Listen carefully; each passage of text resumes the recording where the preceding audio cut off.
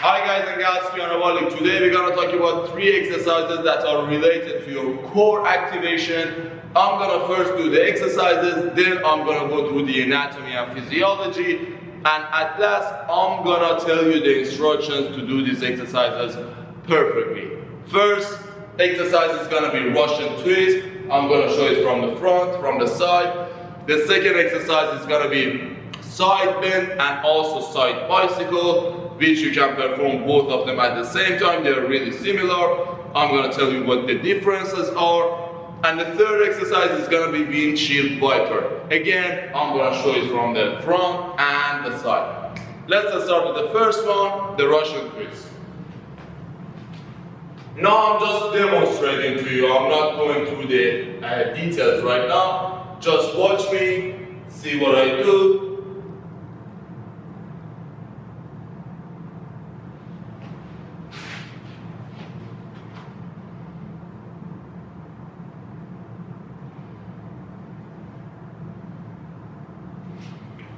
Second one, side bend and side bend.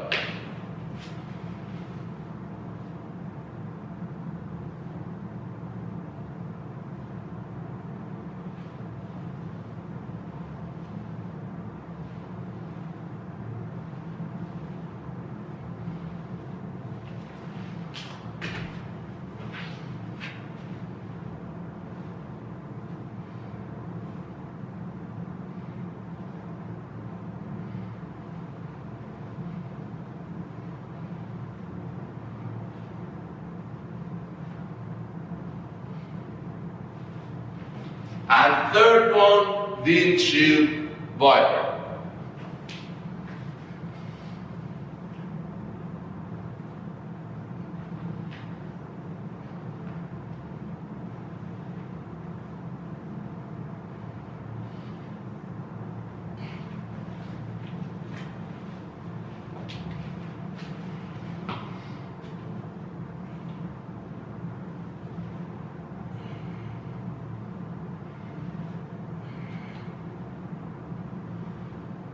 So 3 exercises, the Russian twist, side crunch / side bicycle, and windshield wiper.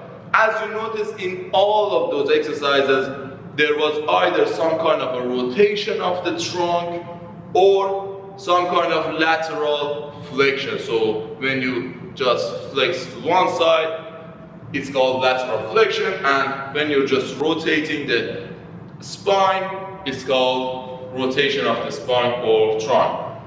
So, for you to understand the details and the way I tell you should do the exercises, you've got to have a basic understanding of the anatomy and physiology of the muscles involved. I'm not going to go through that much detail, although I've got other videos that I go through those muscles in more detail, but I'm just gonna link it in this video. If you're watching from the YouTube channel that I have, the link is gonna be up here, so you're gonna understand the details more if you click on the links.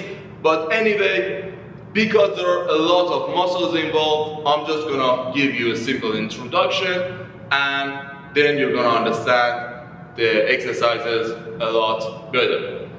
So, a lot of muscles involved. Let's start with the muscles that are involved, that are placed in your back. First muscle group that's involved in these exercises is called Transversal Spinals. This group of muscles are really deep, and they are more connected to the movement of the spine or your vertebrae. I've got a video about bird dog that I go through these muscles, and I tell you how much they matter in the stability of the spine. But anyway, any kind of rotation of the vertebrae are gonna involve those muscles. So again, because we are rotating and also lateral flexion of the spine, because of that, we're gonna involve those muscles. The other muscle group that's gonna be involved is called paraspinal muscle. So the paraspinal muscle is a little bit higher than the first muscle group that we talked about, but again, they are around your spine. They go from both sides. Again, I've got a video about the back extension, hyperextension machine or back extension exercise that I talk about paraspinal muscles. Anyway, there are three muscles that run around your spine. They help you mainly in extending the back. But they also do another thing, which is lateral flexion. So when you flex from one side, you're activating the paraspinal muscles that are on that side. So from here to here, on my right side gets activated when I do this, because they help in flexing the spine to the side. Another muscle that's involved in lateral flexion is QL, or quadratus lumborum, which is placed from the top of your hip to your 12th rib, which is here. It's also attached to your vertebrae as well. But anyway, as you see from the hip here to the rib, it's gonna help you to laterally flex your spine. And also, if both sides are activated, it's gonna help you with extending your back as well. But extending your back is not what we're talking about. In this video, we're talking about lateral flexion. Another muscle that's also involved in lateral flexion, again going to the side, is your lats. Believe it or not, because the way the lats are positioned, all they do is not just doing some pull-ups or pull-downs or something involved with the arm. They also help you with lateral flexion, because they're attached from here, your humerus bone or your upper arm bone, and they go all the way down here and attach here. As you can see, this thick muscle here can help you to laterally flex your spine as well. Now let's come a little bit to the side. When we go across the lats, we come to a few muscles that help you in rotation. So there are a few muscles like your serratus anterior, which is here, which helps you mostly in protraction of the shoulder blade, so bringing your shoulder blade forward. And as you saw, when you're rotating, that happens, so you're gonna use this muscle here as well. You're gonna also use the external and internal obliques.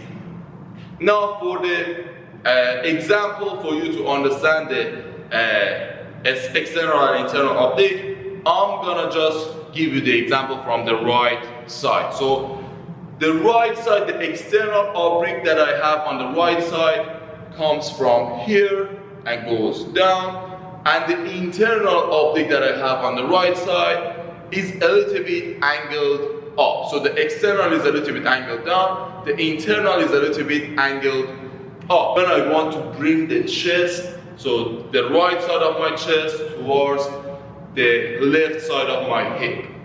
So the external gets activated when I do this, and the internal, again the right side we are talking about.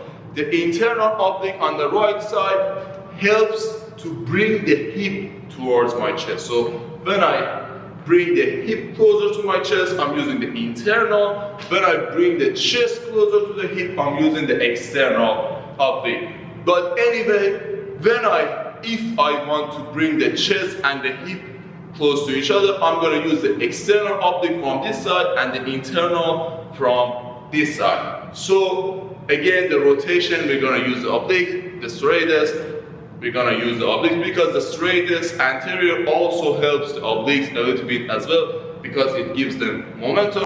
The rectus abdominis, or the six-pack, I've got a video about it. I talk about two good exercises for building your rectus abdominis, which is leg raise, and also I do a variation on the bench. You can watch that on my YouTube channel. I'm gonna put the link up here as well. And the rectus abdominis also gets activated, although the rectus abdominis helps in flexion of the spine, so the opposite of the back muscles we talked about. it helps with that. But again, when you go to the side, it's not just your shoulder. You're bringing the chest towards your hip as well, so it's gonna be activated as well. We go a little bit deeper, the transverse abdominis is gonna be activated because you need the stability, and also you need to work on those muscles to expel the air as well, so they're gonna be activated. Anyway, they are activated in a lot of other exercises as well, but again, because this is core, they're gonna be activated a lot more. And of course, the hip flexor muscles, mainly the iliopsoas muscles, so iliacus and psoas major, are gonna be activated, and they help you to bring the leg up or just flex the hip. Although that's not the goal that we have in mind for hip flexors to get strong, because majority of people have got tight hip flexors because of sitting all the time or sleeping with their legs up. But anyway, we cannot keep them deactivated because we're using the abs, because the way our nervous system is. But we have to understand how to limit the activation of the hip flexors. There are also other muscles that are hip flexors, but we're not going to go through that. Anyway, one of the most important things when you're training the ab is understanding how much you should use the hip flexors. You should not overuse them. When you overuse them, you're gonna cause a lot of problems. One of the biggest troubles that a lot of people have is tight hip flexors, which causes them to go to this anterior pelvic tilt, and that's bad for the body. And especially if, again, you're sitting all the time and you've already got that problem, you don't want to make that muscle stronger. A muscle that's already tight doesn't need to be stronger, it needs to be stretched. But anyway, stretching the hip flexor muscles are not gonna be the subject of this video. Anyway, we talked about a lot of muscles. There are also other smaller muscles that are gonna be involved, but these are the main muscles that get involved. Now let's start with the Russian twist, the first exercise. As you saw, my knee was slightly bent. I was putting my torso back.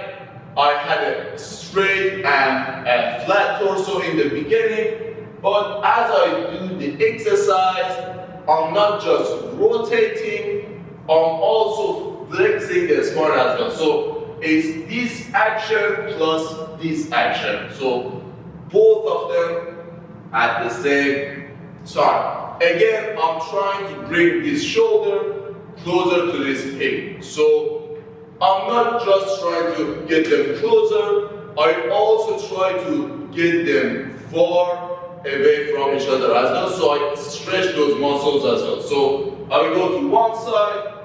As you see, when I go to one side, let me show it from this side. When I go to one side, this shoulder is back and this hip is far back as well. So I'm stretching these two sides while I'm working on these two.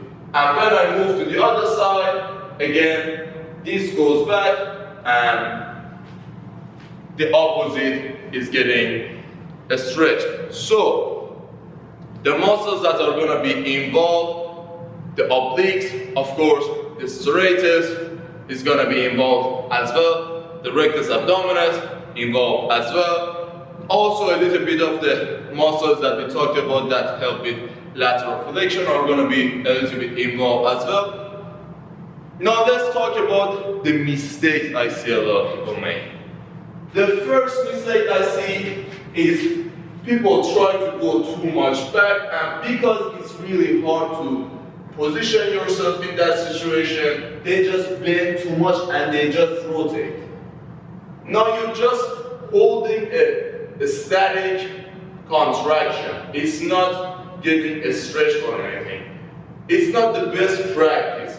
And when you're keeping that constant tension, especially when it comes to the ab muscles, you might lose that mind muscle connection with the transverse abdominis muscle, which causes you to have the balance and the stability. If you lose that mind muscle connection, what it causes is you might get distended, so you might feel bloated because you're just pushing your transverse abdominis out instead of sucking it in. That's another topic we're going to talk about later on in other videos, but just make sure you do not keep a constant contraction when you're doing the ab exercises. So you need to stretch the muscle as well. And when you go too much back, first of all, you need to make the legs straight, so the bend in the knee should be less because you have to have the balance. And that's not the best practice. So bend the knee, just lean a little bit back, and make sure you can keep your back straight as well. So each time you go to one side, you come back straight, again, you bend straight, you bend. If you just keep this position, it's not going to be the best thing possible. If you want to make it a little bit more challenging, try to bring the leg up, so you need to work on the stability of the exercise as well. So we're done with the Russian twist. Again, make sure you do not keep the leg straight, do not come back too much down. Make sure you focus on rotation more instead of flexing the spine. If you want to work on the rectus abdominis or the six-pack muscle, the Russian twist is not the best exercise. There are a lot of other exercises like crunches, leg raises, and exercises like that. Now let's talk about the second exercise, or second exercises to be more precise. These two exercises, because they are really similar and they mostly target the same muscle groups, because of that they are put in the same category. So the side crunch and the side bicycle. Again, let me show it to you. The side crunch and the side bicycle. Now, as you see, I can do the crunch with the bicycle as well, or I just can do the bicycle. So, as you saw, the flexion of the spine was visible. Now, no matter if you bring the hip up or the shoulder down or the chest down, you're gonna flex the spine from the side. So because of that, again, the lat is gonna be involved, the QL we talked about is gonna be involved, the paraspinalis muscles we talked about are gonna be involved, also the transversal spinalis muscle is gonna be involved, and also your obliques are gonna be involved. Now, if you bring the hip up by doing the bicycle, the internal oblique is going to be more involved, and when you bring the chest, the external oblique is going to be more involved, and of course the rectus abdominis and other muscles in that area are going to be involved as well. But anyway, this is a great exercise as well. The difference that this exercise has compared to the Russian twist is more focused on the muscles that help with rotation, so external oblique, internal oblique, the serratus. But this exercise is mostly focused on lateral flexion. So the serratus is going to be worked less, the internal and external are going to be worked less, but the last QL and paraspinal muscles are going to be involved more. Anyway, the mistakes I see people make by doing this exercise. First of all, they come on the elbow and they just bend like this. When you're on your elbow, first of all, you're not getting this stretch in here, so it's always tight. Again, the same problem we talked about the transversal abdominus. And second of all, your range of motion is bad. You cannot perform it with a good range of motion. Again, it's because of lack of a stretch that they have. And also, it's just risky as well, because you already flexed a lot and you try to just force an unwanted flexion to your spine as well, and That can cause problems like disc issues and other spine problems. So bring the arm down 90 degrees in front of you. Make sure the body is straight in one line. So make sure the hip is not back or forward. A straight line. If the hip is a little bit back, it's alright, but do not exaggerate it as well. So a straight line. Now if you want to do the side crunch, it's okay if you rotate a little bit up to use the obliques more, but do not come all the way down as well. It's just going to be like a normal crunch. So just a little bit slightly if you come to the center, it's going to be alright. You're going to use again the muscles in this area. So you're not going to be able to come all the way up. I see a lot of people, they start here and again they come up on the elbow. Again, elbow. You do not need to go that much high. Just doing this is contracting my oblique greatly. And make sure again as you come up, you go all the way down so you stretch as well. And the same goes with the cycle as well. So first of all, when you're doing the cycle, make sure the leg that's on top comes higher and lower more. So this leg, and more precisely this knee, comes higher than the other one because we're using this side. There is no point in bringing this side too much up. So this just comes a little bit up, but the main job is done with this leg. And the more you bring it up, again, you're putting your hip in the posterior tilt, and that causes you to use your ab more. So make sure you bring this knee up. And if you want to get a good stretch, make sure you do not push down and front. Push down and back. So again, posterior tilt, anterior tilt. We're stretching the muscles involved, so knee up, forward, then back, downwards. It's gonna help you with stretching the muscle as well, but make sure the range of motion with this is not that much.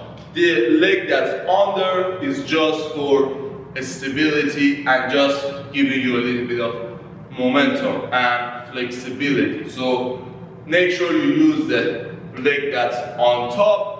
And when you want to do the side bend and side bicycle, both of them at the same time, again you're gonna get the contraction from both sides, but the range of motion is gonna be limited on both sides. And the reason is the spine is not just capable of bending that much from the both sides. So when you bend from one side, you're flexible.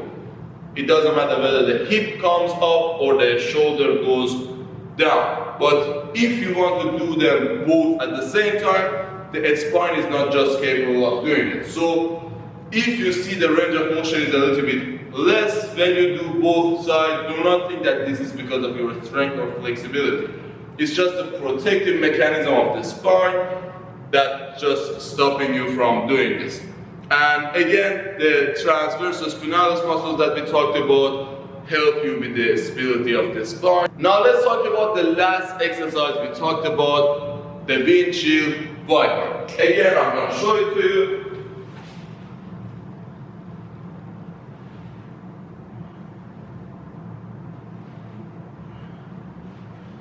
So, this is a little bit advanced, and the reason I like this exercise is this exercise involves a lot of muscles. Basically, I can say that the other two exercises or three exercises that we talked about, all of those muscles are going to be involved in this exercise. You're going to use your legs, you're going to use your QL, you're going to use your serratus anterior, obliques, external, internal, the rectus abdominis, the hip flexors are going to be able to get involved. And all the muscles that we talked about, specifically the muscles that are involved in your spine area or your vertebrae, they're all going to be involved. because the stability needed for this exercise is huge. But keep in mind that, again, as mentioned, this exercise is advanced, so if it's really hard for you, or if those other exercises are already hard for you, it may not be the best option for you because it can cause injuries. If you do not have the stability to do a rotational exercise, you should not do it because it's gonna be affecting the spine. You need to have the stability a little bit first and then work on the stability. If the stability is really low, you shouldn't start with the exercise that's a little bit advanced. So make sure the speed of the leg is controlled, so do not just throw it around, really control it. Second of all, if you lack the flexibility, do not bring the leg too much up. So if I feel that my flexibility is bad, or if I have some kind of a disc issue or something, I do not bring my leg all the way up here and here. I bring it a little bit lower. It's gonna be easier as well. And also, if it's really hard, I just bend my knee a little bit. Also, for stability reasons, spread the arms 90 degrees compared to your body, so you're not moving from one side to the other side, and your back is aligned with the ground. So control it, and also if you want to make it a little bit harder, when you come in the middle, try to bring the leg up. Again, I go to one side, when I want to bring it up, I do this as well. Again, raise the hip to the other side. And again, hip to the other side. When you raise the hip, you're going to use the rectus abdominis a lot more, and the rotation is going to be targeting the other muscles. As the last note, if you want to use your hip flexors the minimum amount, make sure you do not move the legs. Focus on moving the hip. So the leg is stable in the hip and you should move the hip. Generally, when you go to an anterior tilt, so this position, you're gonna stretch the core muscles in front and tighten the core muscles on the back. And the opposite, when you do this, you're gonna work on these muscles, so these muscles are gonna be contracted and the back muscles are gonna be stretched. So again, regarding to the exercises that we talked about, the places that you contract, you should afterwards stretch them as well. Now, it's gonna be the same for the side as well. When you laterally flex from one side, you're stretching the other, and vice versa.